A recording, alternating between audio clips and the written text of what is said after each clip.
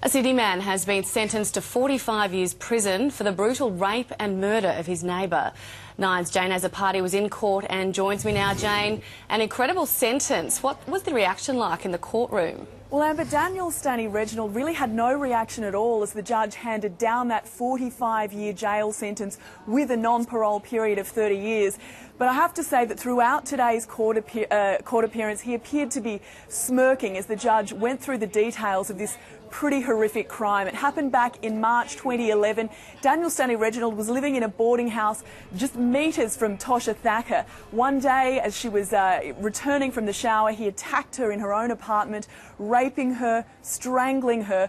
He put her body in a suitcase, then calmly called a taxi, took that taxi to a park and threw the suitcase into a canal where it was discovered 2 days later. Her parents live in India.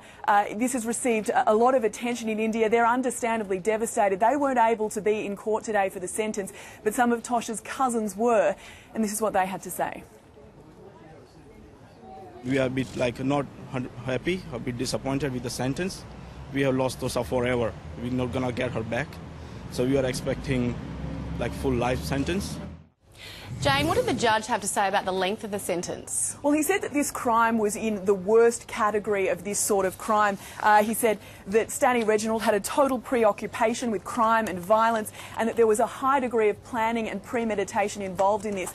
But he's still very young. He was only 19 when the murder happened. He's 21 years old now, and the judge said that to impose a life sentence would amount to him spending more than 60 years in jail, and that's the reason he didn't go for this life sentence. Instead, there's a non-parole period of 30 years, which means the earliest that he could be out of jail is 2041, when he'll be 49 years old.